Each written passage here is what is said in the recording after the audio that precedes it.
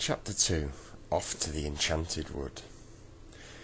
The children ate their breakfast quickly. Mother told them to make sandwiches for themselves and to take a small chocolate cake from the cupboard. "You can take some doughnuts too," she said, "and there are apples in the dish over there. When you come home, I'll bake some potatoes in the oven and you can eat them with butter and cheese." "Ooh, Mother, we will be hungry," said Joe at once. Let's hurry up with the sandwiches.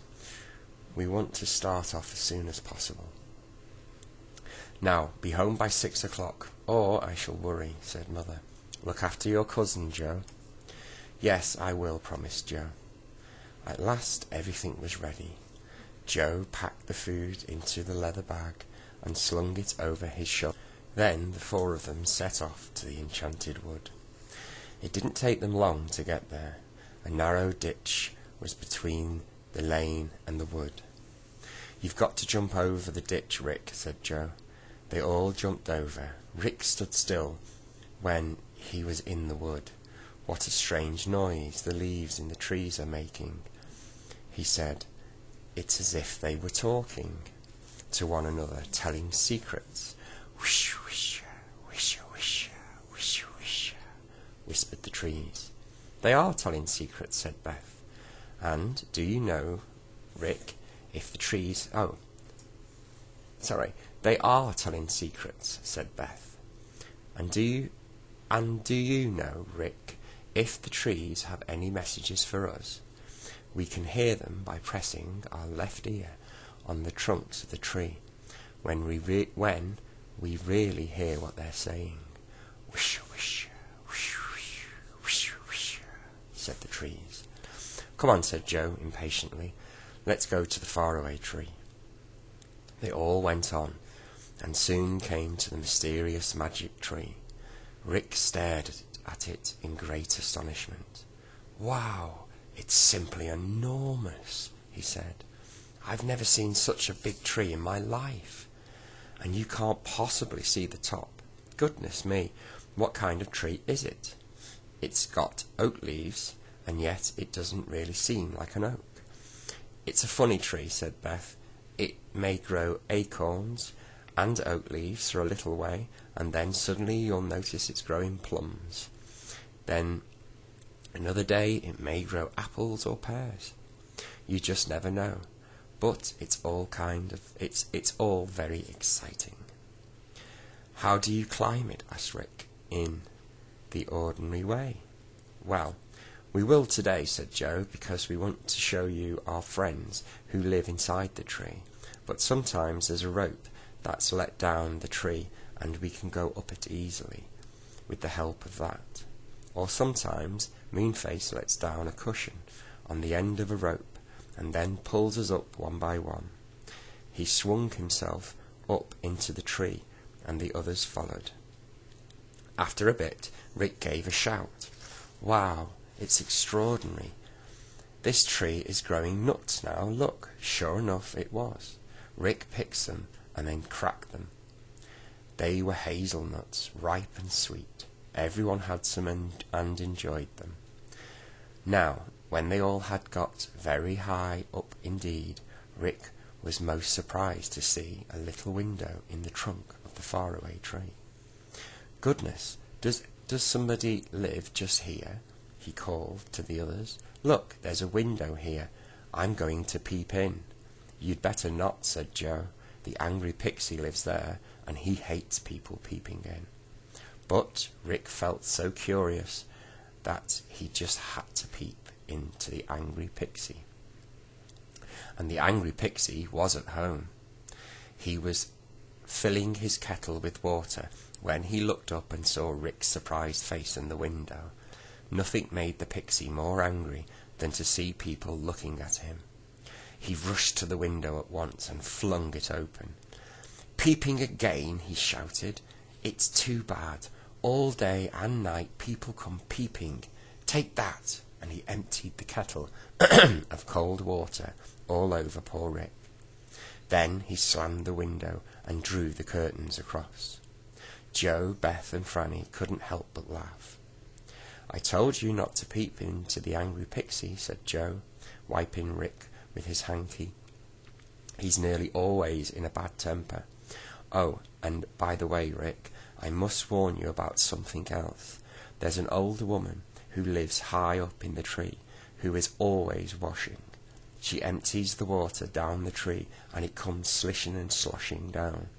You have to look out for that, otherwise you'll get wet."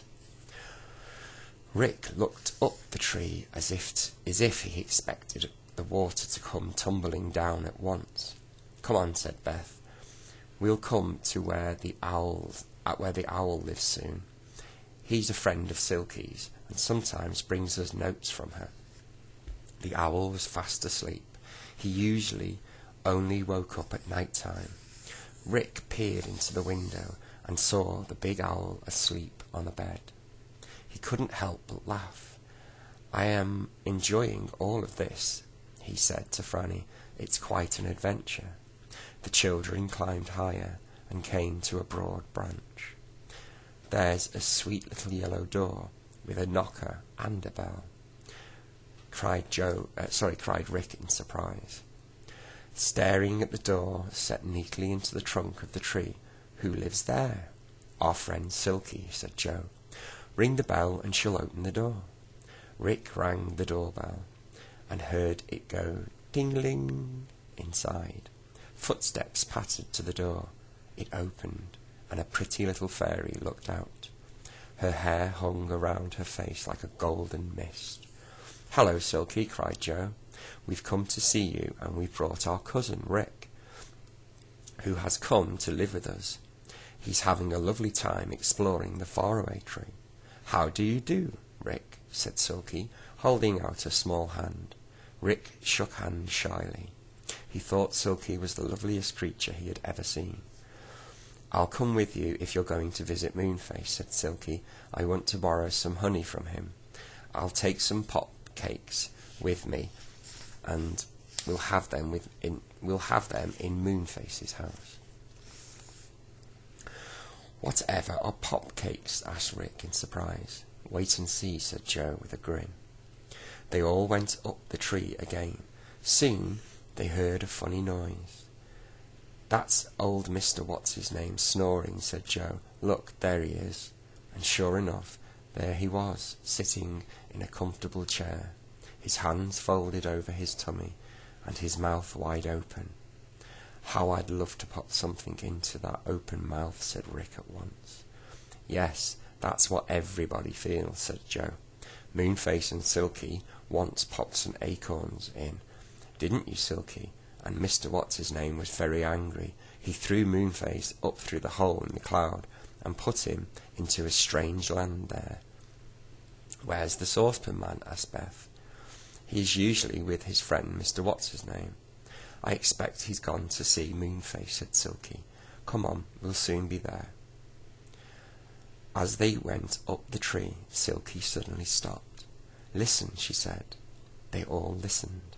They heard a curious noise, coming nearer and nearer. "It's Dame Washalot's dirty water coming," yelled Joe. "Get under a branch, everyone." Rick wasn't as quick as the others. They all hid under the big bough. But poor Rick wasn't quite under his when the water came pouring down the tree. It tumbled on his head and went down his neck. Rick was very angry. The others were sorry, but they thought it was very funny. "Next time I climb this tree, I'll wear my swimsuit," said Rick, trying to wipe himself dry. "Really, I think somebody ought to stop Dame Washalot pouring her water away like that. How disgusting." "Oh, you'll soon get used to it, and dodge the water easily," said Joe. On they all went up the tree again, and at last they came almost to the top. There they saw a door in the trunk of the tree, and from behind the door came the sound of voices. "That's Moonface and the old saucepan man," said Joe, and he banged on the door. It flew open, and Moonface looked out. His big round face beamed with smiles. when he saw who the visitors were. "Hello, hello, hello," he said. "Come on in, the saucepan man is here." Everybody went into Moonface's curious round room. There was a large hole in the middle of it, which was the beginning of the slippery slip, the wonderful slide that went around and around down the inside of the tree, right to the bottom. Moonface's furniture was arranged around the inside of the tree trunk, and it was all curved to fit the curve of the tree. His bed was curved, the chairs were curved, the sofa and the stove. It was very odd. Rick stared at it all in great surprise. He really felt as if he must be in a dream. There was somebody very peculiar sitting on the sofa. It was the saucepan man. He really was a very curious sight. He was covered with saucepans and kettles, and he wore a saucepan for a hat. You could hardly see anything of him except his face, hands, and his feet, because he was so covered with saucepans and things. He made a tremendous clatter whenever he moved. "Who's this?" he said, looking at Rick. "This is Rick," said Joe, and Rick went forward to shake hands. The saucepan man was very deaf, though he did sometimes hear quite well, but he nearly always heard everything wrong. He nearly always heard everything wrong, and sometimes he was very funny. "Chick," he said. "Well, that's a funny name for a boy." "No, not Chick, but Rick," shouted Moonface. "Stick," said the saucepan man, shaking hands. "Good morning, Stick. I hope you are well." Rick giggled. Moonface got ready to shout again, but Silky quickly handed him a bag of pop cakes. "Don't get angry with him," she said. "Look, let's all have some pop cakes. They are freshly made today. And, oh, Moonface, do tell us, what land is at the top of the faraway tree today?" "The land of Topsy-Turvy," said Moonface. "But I don't advise that you go there. It's very uncomfortable."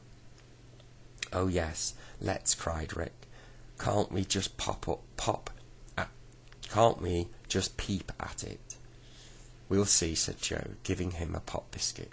"Eat this, Rick." Pop biscuits were lovely. Rick put one in his mouth and bit into it. It went pop at once, and he found his mouth was full of sweet honey from the middle of the cake. "Delicious," he said. "I'll have another." "Oh, Joe, please, let's take our lunch up into the land of Topsy-Turvy. Oh, please, please."